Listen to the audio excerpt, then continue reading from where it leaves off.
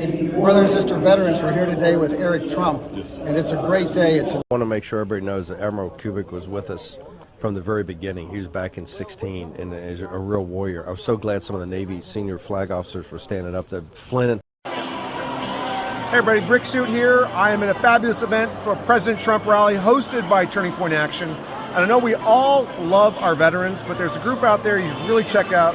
It's Veterans for America First.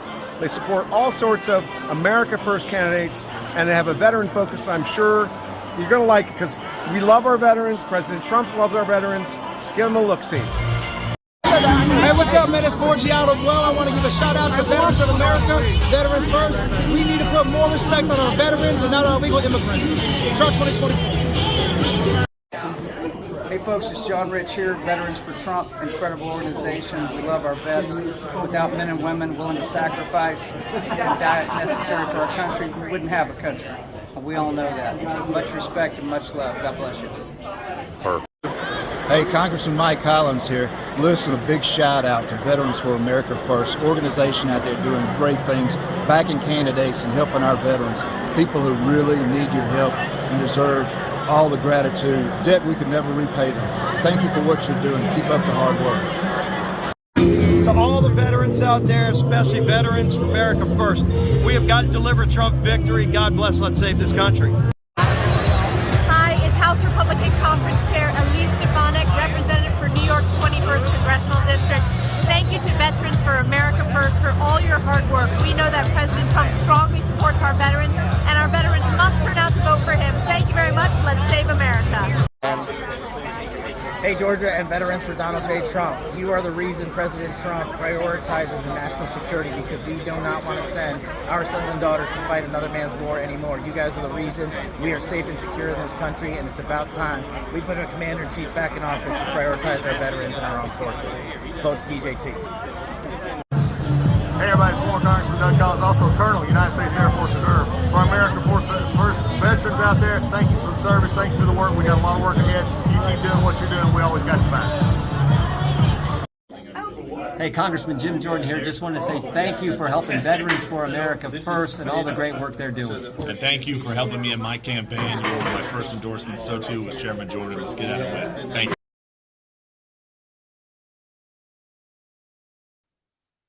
I'm Jerry Craig with the Veterans for America First, and we're proud to endorse Emory Roy for Paulding County's second vice chair of the GOP.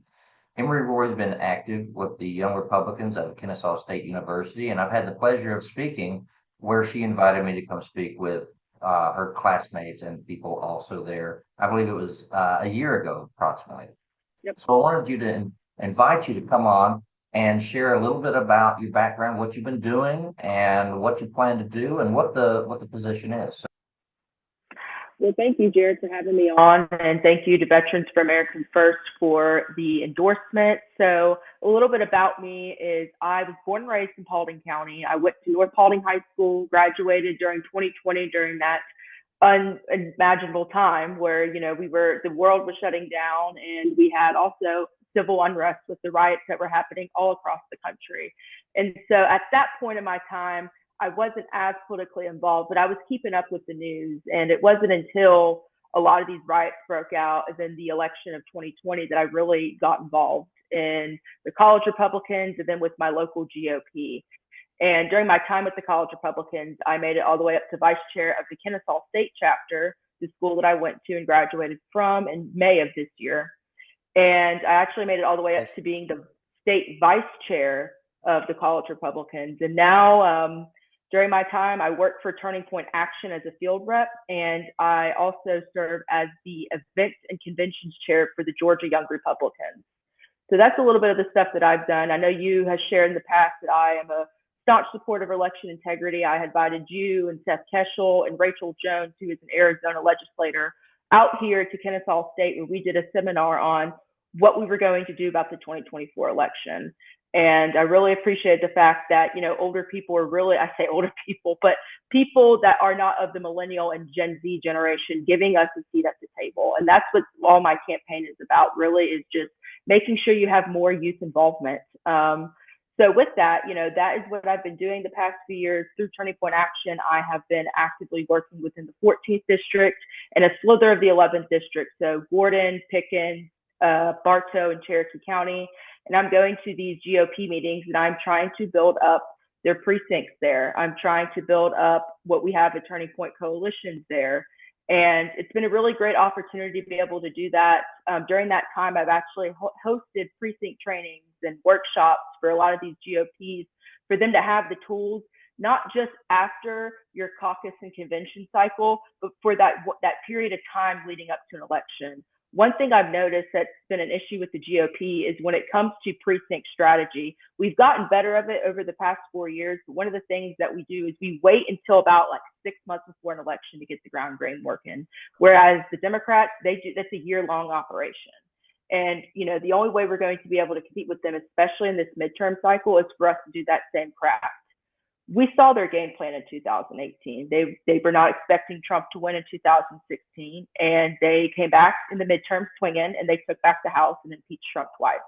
And we are in a similar scenario right now. Honestly, probably a little bit more vulnerable. The House only has a very slim majority right now as we speak, and then the Senate has about I think a 4 or 5 seat majority. And that could change. And we saw, in the 2022 cycle when Herschel Walker was running, that was a critical seat. If we would have won, we would have had a 1-seat majority. However, unfortunately, we did not prevail in that cycle. And what happened was Kamala Harris became that tie-breaking vote. And that's where a lot of those policies that she got to vote on as that tie-breaking vote got passed. And it really, affected us at the national level. So that is a little bit about me. So I know I kind of went off track there, but no. One thing that I've noticed is in this election cycle, 2022, 2024, is we're seeing the vacuum that used to exist in the GOPs, where it seemed to be you'd go and everybody was over 45 to 50 years old, and they would have maybe some of their kids with them that are, I would say in the 20s, but you had really nobody in between. And what we're seeing in the GOPs is more people in that vacuum that weren't showing up to start showing up. And also the Gen Zs, the people that are just coming out, and millennials that are, I'll say, learning the ways of the world, minus subsidy and minus handouts. And you're rebelling against the prior philosophies of government nanny state and handing out, and it's almost like a rejuvenation of our nation, starting with those in the 20s. And we saw that in the 2024 election. We saw it with Turning Point USA and Turning Point Action. I had the pleasure of going to the convention in Detroit last year. Aside of being in Detroit, it was a great event, and we saw great energy.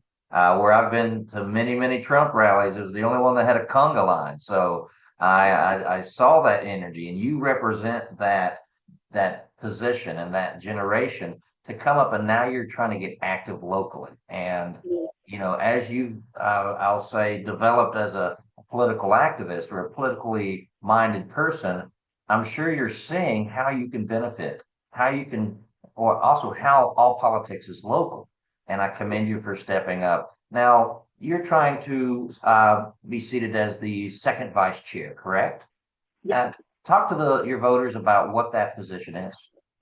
So I'm just going to say a disclaimer, because every county they do have the same positions, but what they do is a little bit different. I know I have my work colleagues running for second vice chair in Gwinnett County, and her main focus is just coordinating events and helping the chair. And that's basically some of the roles at the Paulding GOP. But one of the biggest ones is coordinating activities at the precinct level with precinct chairs.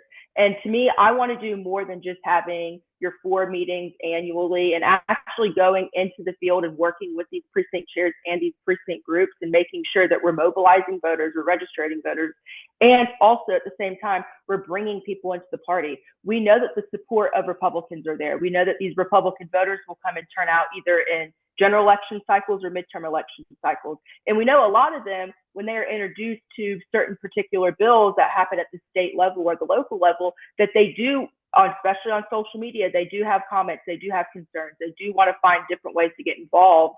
The thing is, we have to meet them where they're at. whether that's through social media or going out into the field of your precinct and actually going and recruiting these people.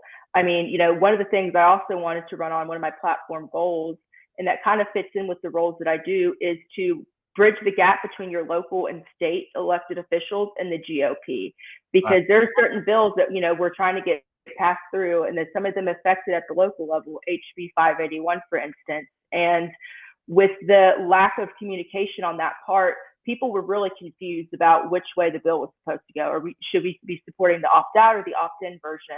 And that's where the GOP can be what we say, the CEO of your own neighborhood, to where they're going out and informing their neighbors of the context of this bill, how this bill was formed, what the intent was, and why it affects you on a very local level. That's something that the GOP hasn't really taken up in the past, and something I think that now you're seeing a lot more people, not, grassroots and outside of grassroots, wanting to get involved in the process now. I think the 4-year period where President Trump was not in the White House, although we wish he was there, it woke a lot of people up. It made a lot of people realize that we have to be holding our, government accountable, whether that's at the local, state, or federal level.